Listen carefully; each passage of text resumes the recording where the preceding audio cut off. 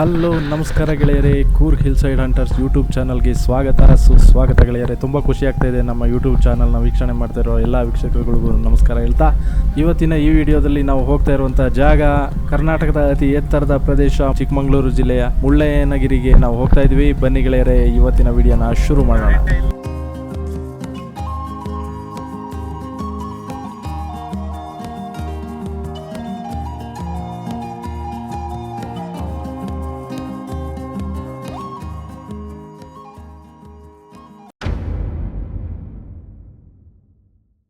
ಚಿಕ್ಕಮಗಳೂರು ಜಿಲ್ಲೆಯಲ್ಲಿ ಇವತ್ತು ತುಂಬ ಮಳೆ ಅಂತ ಹೇಳ್ತಾ ಇದ್ದಾರೆ. ಮಧ್ಯದಾರಿಯಲ್ಲೇ ಊಟ ಮಾಡೋಣ ಅಂತ ನಿಲ್ಲಿಸ್ಕೊಂಡಿದ್ವಿ ಗೆಳೆಯರೆ. ಅಲ್ಲಿ ಹೋಟೆಲ್ಗಳಲ್ಲಿ ತಿನ್ಬೋದು, ಆದರೆ ಟೈಮ್ ಸಿಗಲ್ಲ ಅಂತ ಹೇಳಿ ಆದಷ್ಟು ಬೇಗ ತಿನ್ಕೊಂಡು ಹೊರಡೋಣ ಅಂತ ಹೇಳಿ ನಾವು ಇಲ್ಲೇ ನಿಲ್ಲಿಸ್ಕೊಂಡು ಊಟನ ಇಲ್ಲೇ ಮಾಡ್ತಾಯಿದ್ದೀವಿ. 110 ಕಿಲೋಮೀಟ್ರ್ ಇದೆ.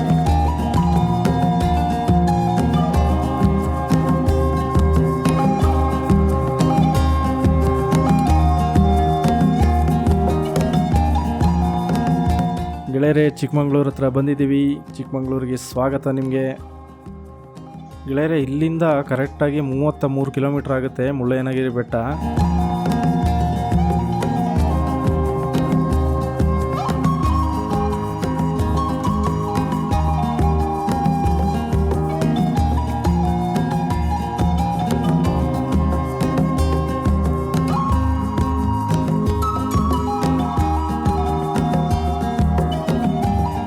ಇಲ್ಲಿ ನೀವು ನೋಡ್ತಾ ಇರ್ಬೋದು, ದೂರದಲ್ಲೇ ಕಾಣಿಸ್ತಾ ಇದೆ ನೋಡಿ, ಮೋಡ ಕವಿದ ವಾತಾವರಣ ಇದೆ.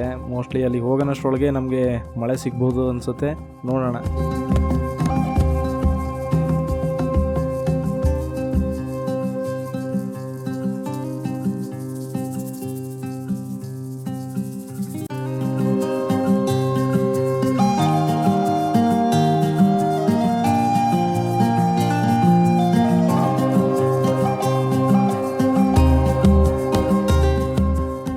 ಬಂಧುಗಳೇ, ಕರ್ನಾಟಕದ ಹೈಯೆಸ್ಟ್ ಪೀಕ್ ಅಂತಲೇ ಹೇಳ್ಬೋದು ಚಿಕ್ಕಮಗಳೂರು ಜಿಲ್ಲೆಯಲ್ಲಿರುವಂಥ ಮುಳ್ಳಯ್ಯನಗಿರಿ ಬೆಟ್ಟ.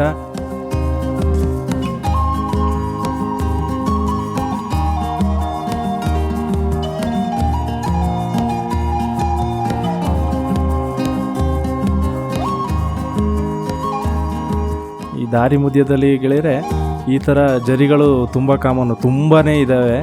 ಇಲ್ಲಿ ನಿಂತ್ಕೊಂಡು ಶೂಟ್ ಮಾಡೋಕ್ಕಾಗಲ್ಲ, ಯಾಕೆಂದರೆ ಗಾಡಿಗಳು ಆ ಕಡೆಯಿಂದ ಬರ್ತಾ ಇದ್ದಾವೆ. ತುಂಬ ಚಿಕ್ಕ ರೋಡ್ ಆಗಿರೋದ್ರಿಂದ ಸ್ವಲ್ಪ ಶೂಟ್ ಮಾಡೋಕ್ಕೆ ಕಷ್ಟ ಆಗುತ್ತೆ. ಹಾಗಾಗಿ ನಾನು ಹಂಗೆ ಹೋಗ್ತಾ ಇದ್ದೀನಿ.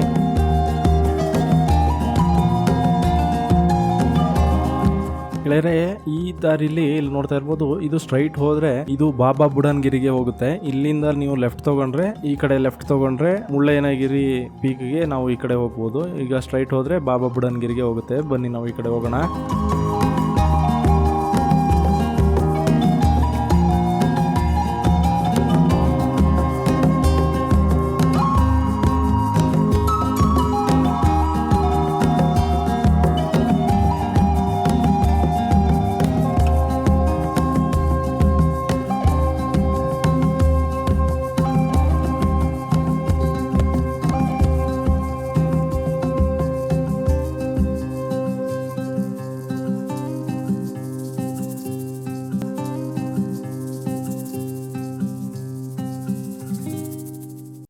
ಮುಳ್ಳಯ್ಯನಗಿರಿಗೆ ಹೋಗೋಕ್ಕಿಂತ ಮೊದಲು ಇಲ್ಲೊಂದು ವ್ಯೂ ಪಾಯಿಂಟ್ ಇದೆ ಗೆಳೆಯರೆ. ಇದು ಸೀತಾಳಯ್ಯನಗಿರಿ ಅಂತ ಹೇಳ್ತಾರೆ.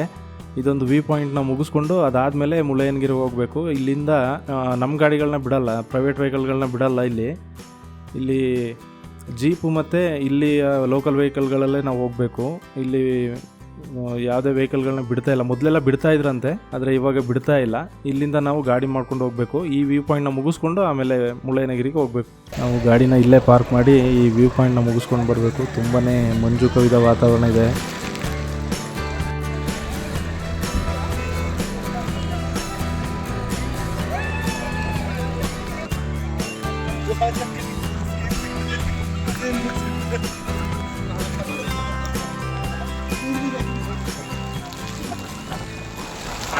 ಟ್ರೆಕ್ಕಿಂಗ್ ಮಾಡೋರು ಗೆಳೆಯರೆ, ಇಲ್ಲಿಂದ ಫಸ್ಟು ಈ ಸೀತಾಳಯ್ಯನಗಿರಿಯಿಂದ ಮುಳ್ಳಯ್ಯನಗಿರಿಗೆ ಟ್ರೆಕ್ಕಿಂಗು ಇತ್ತಂತೆ. ಆದರೆ ಇವಾಗ ಅದನ್ನು ಬ್ಯಾನ್ ಮಾಡಿದ್ದಾರೆ. ಇವಾಗ ಅಲ್ಲಿಗೆ ಹೋಗೋವಂಗಿಲ್ಲ. 7-8 ಕಿಲೋಮೀಟ್ರ್ ಆಗುತ್ತಂತೆ. ಈ ಕಡೆಯಿಂದ ನಡ್ಕೊಂಡು ಹೋದರೆ ಮುಳ್ಳಯ್ಯನಗಿರಿ ಪೀಕ್ ಇದೆಯಲ್ಲ, ಅಲ್ಲಿ ತನಕನೂ ಟ್ರೆಕ್ಕಿಂಗ್ ಮಾಡ್ಬೋದಿತ್ತಂತೆ. ಆದರೆ ಇವಾಗ ಮಾಡೋ ಹಾಗಿಲ್ಲ. ನೋಡಿ ಈ ಥರ ವ್ಯೂ ಕಾಣಿಸ್ತಾ ಇದೆ. ಎಲ್ಲ ಕಡೆನೂ ಥರ ಇದೇ ಥರನೇ ಕಾಣಿಸ್ತಾ ಇದೆ. ಯಾಕೆಂದರೆ ಮಳೆ ಬಂದು ಹೋಗಿರೋದ್ರಿಂದ ತುಂಬಾ ಮಂಜು ಕವಿದ ವಾತಾವರಣ ಸೃಷ್ಟಿಯಾಗಿದೆ ಇಲ್ಲಿ.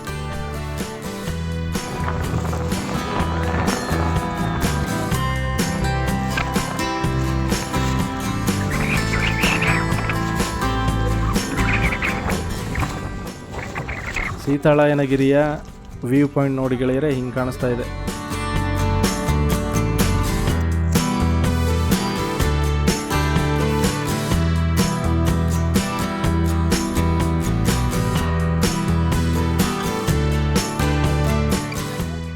ಬನ್ನಿ ಇವಾಗ ನಾವು ಇಲ್ಲಿಂದ ಲೋಕಲ್ ಗಾಡಿನ ಮಾಡಿಕೊಂಡು ಮುಳ್ಳಯ್ಯನಗಿರಿ ಪೀಕ್ಗೆ ಹೋಗೋಣ. ಇಲ್ಲಿಂದ ಜೀಪಲ್ಲಿ ಹೋಗೋದಾದರೆ 3-4 ಕಿಲೋಮೀಟ್ರ್ ಆಗುತ್ತೆ ಅಂತ ಹೇಳ್ತಾ ಇದ್ದಾರೆ.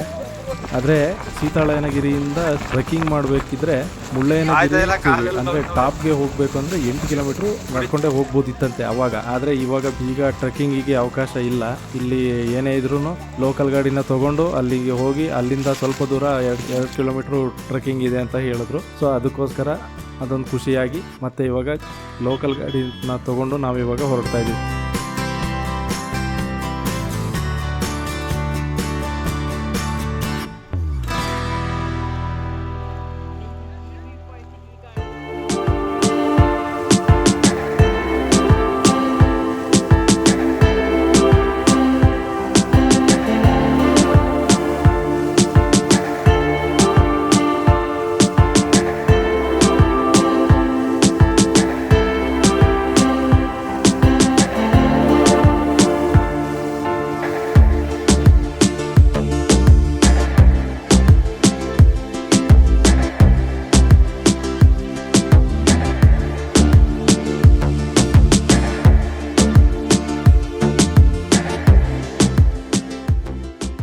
ಗೆಳೆಯರೆ, ಇಲ್ಲಿಂದ 2 ಕಿಲೋಮೀಟ್ರು ಮುಳ್ಳಯ್ಯನಗಿರಿ ಪೀಕ್ಗೆ ನಡ್ಕೊಂಡು ಹೋಗಬೇಕು.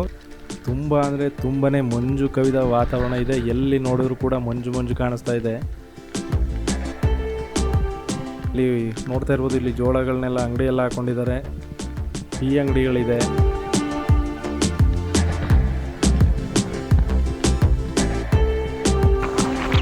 ಪ್ರಾಚೀನ ಕಾಲದಲ್ಲಿ ಈ ಪ್ರದೇಶವನ್ನು ಸಿದ್ಧರ ಭೂಮಿ ಅಂತಲೂ ಕೂಡ ಕರಿತಾ ಇದ್ರು. ಸನ್ಯಾಸಿಗಳು, ಯೋಗಿಗಳು ಇವರೆಲ್ಲ ಪಶ್ಚಿಮ ಘಟ್ಟದ ಈ ಶಾಂತ ಪ್ರದೇಶಕ್ಕೆ ಬಂದು ತಪಸ್ಸನ್ನು ಮಾಡ್ತಾಯಿದ್ರು ಅಂತ ಹೇಳಲಾಗುತ್ತೆ. ಅವರಲ್ಲಿ ಮುಳ್ಳಪ್ಪ ಸ್ವಾಮಿ ಎಂಬ ಶಿವಭಕ್ತರು ಕೂಡ ಈ ಶಿಖರದ ಮೇಲೆ 100 ವರ್ಷಗಳ ಹಿಂದೆ ತಪಸ್ಸು ನಡೆಸಿದ್ರು. ಮತ್ತು ಇಲ್ಲಿ ತಪಸ್ಸು ಮಾಡಿದ್ರಿಂದ ಈ ಬೆಟ್ಟಕ್ಕೆ ಮುಳ್ಳಯ್ಯನಗಿರಿ ಅಂತ ಹೆಸರು ಬಂದಿದೆ ಅಂತ ಹೇಳಲಾಗುತ್ತೆ.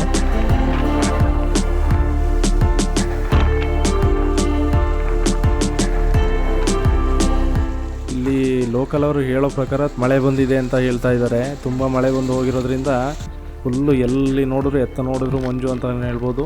ಇಲ್ಲಿ ನೀವೇ ನೋಡ್ತಾ ಇರ್ಬೋದು, ವ್ಯೂ ಪಾಯಿಂಟ್ಗಳೆಲ್ಲ ಎಲ್ಲ ಮಂಜುಗಟ್ಟಿ ಕೂತ್ಕೊಂಡಿದೆ, ಕಾಣಿಸ್ತಾನೇ ಇಲ್ಲ.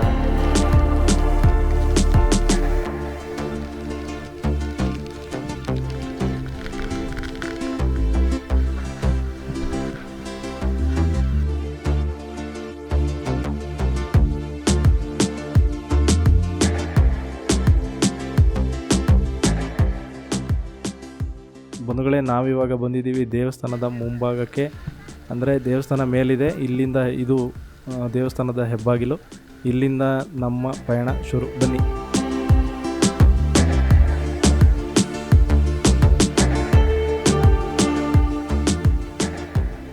ಬಂಧುಗಳೇ, ಇದು ಎತ್ತರ ಸುಮಾರು 1930 ಮೀಟ್ರ್, ಅಂದರೆ 6330 ಅಡಿ. ಇದು ಕರ್ನಾಟಕದ ಅತ್ಯುನ್ನತ ಶಿಖರ ಮತ್ತು ದಕ್ಷಿಣ ಭಾರತದ ಅತಿ ಎತ್ತರದ ಬೆಟ್ಟಗಳಲ್ಲಿ ಒಂದಾಗಿದೆ.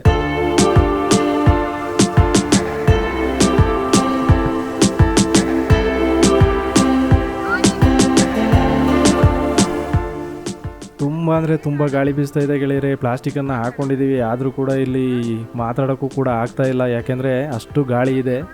ಮತ್ತು ನೀವು ನೋಡ್ತಾ ಇರ್ಬೋದು, ಮೇಲ್ಗಡೆ 2 ಸ್ಟೆಪ್ ಮುಂದೆ ಹೋದರೆ ಮುಂದ್ಗಡೆ ಇರೋ ಜನನೇ ಕಾಣಿಸ್ತಾ ಇಲ್ಲ, ಅಷ್ಟು ಮಂಜು ಕೂತ್ಕೊಂಡಿದೆ.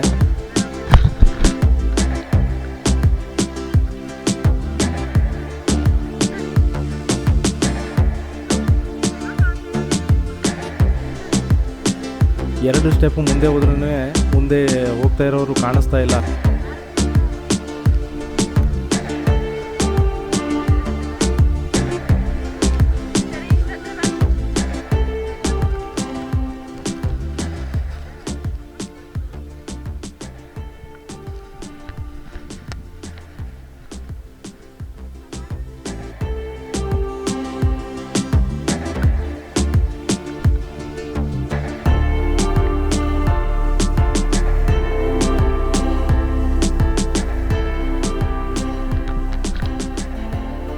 ನಾವು ಎಲ್ಲಿಗೆ ಹೋಗ್ತಾ ಇದ್ದೀವಿ ಅಂತಲೂ ಗೊತ್ತಾಗ್ತಾ ಇಲ್ಲ.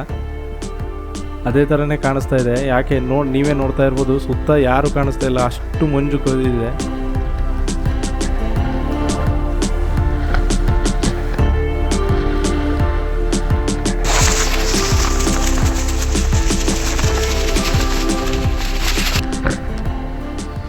ಅಂತೂ ಕೊನೆಗೂ ಬಂದ್ವಿ ಗೆಳೆಯರೆ, ದೇವಸ್ಥಾನದ ಹತ್ರ ಬಂದಿದ್ದೀನಿ.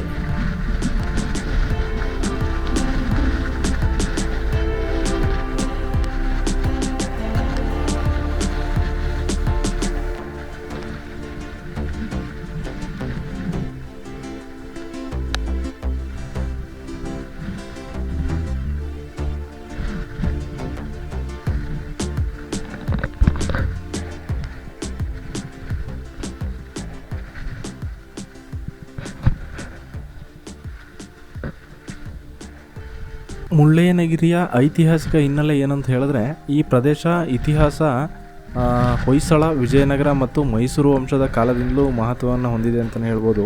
ಹಳೆ ಕಾಲದಲ್ಲಿ ಇದು ಅರಣ್ಯಯುಕ್ತ ತಪೋಭೂಮಿಯಾಗಿತ್ತು ಅಂತ ಹೇಳಲಾಗುತ್ತೆ. ಮತ್ತು ಸನ್ಯಾಸಿಗಳು ಮತ್ತು ಸಿದ್ಧರು ತಪಸ್ಸನ್ನು ಇಲ್ಲಿ ಮಾಡ್ತಾಯಿದ್ರು ಅಂತ ಹೇಳಲಾಗುತ್ತೆ.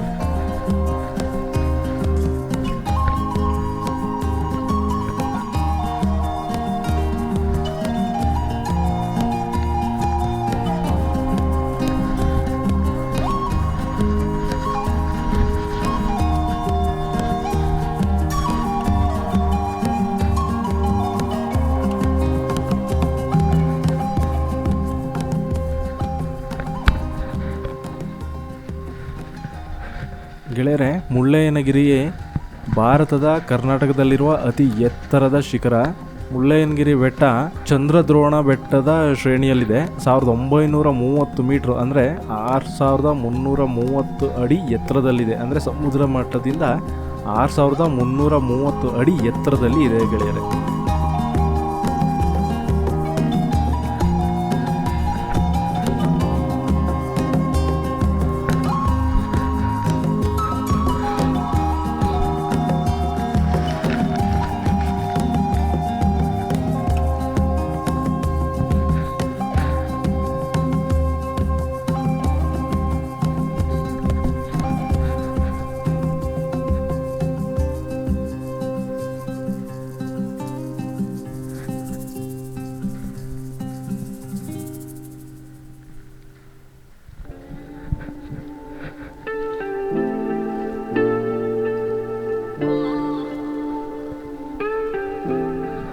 ಚಿಕ್ಕಮಗಳೂರಿನಲ್ಲಿ ಕಾಫಿ ಬೆಳೆತನದ ಆರಂಭ 1670ರಿಂದ 1680 ವೇಳೆಯಲ್ಲಿ ಈ ಪರ್ವತ ಶ್ರೇಣಿಯಲ್ಲಿ ಬಾಬಾ ಬುಡನ್ಗಿರಿ ಪ್ರದೇಶದಲ್ಲಿ ನಡೆಸಲಾಗುತ್ತೆ ಅಂತ ಹೇಳಲಾಗುತ್ತೆ. ಬಾಬಾ ಬುಡನ್ ಎಂಬ ಸಾರ್ವತ್ರಿಕ ಹಜ್ ಯಾತ್ರೆಯಿಂದ ಕಾಫಿ ಬೀಜವನ್ನು ಅರೇಬಿಯಾ ದೇಶದಿಂದ ಭಾರತಕ್ಕೆ ತಂದರು ಅಂತ ಹೇಳಲಾಗುತ್ತೆ. ಮತ್ತು ಆ ಬೀಜನ ಮೊದಲ ಬಾರಿಗೆ ಇದೇ ಶ್ರೇಣಿಯ ಬೆಟ್ಟದಲ್ಲಿ ಬೆಳೀತಾರೆ. ಹಾಗಾಗಿ ಬಾಬಾ ಬುಡನ್ಗಿರಿ ಅಂತ ಹೆಸರು ಬರುತ್ತೆ. ಈ ವಿಡಿಯೋ ಇಷ್ಟ ಆದರೆ ಲೈಕ್ ಮಾಡಿ, ಶೇರ್ ಮಾಡಿ ಗೆಳೆಯರೇ. ಇದೇ ರೀತಿಯ ಹೆಚ್ಚಿನ ವಿಡಿಯೋಗಳಿಗೆ ದಯವಿಟ್ಟು ಸಬ್ಸ್ಕ್ರೈಬ್ ಮಾಡ್ಕೊಳ್ಳಿ. ಧನ್ಯವಾದಗಳು.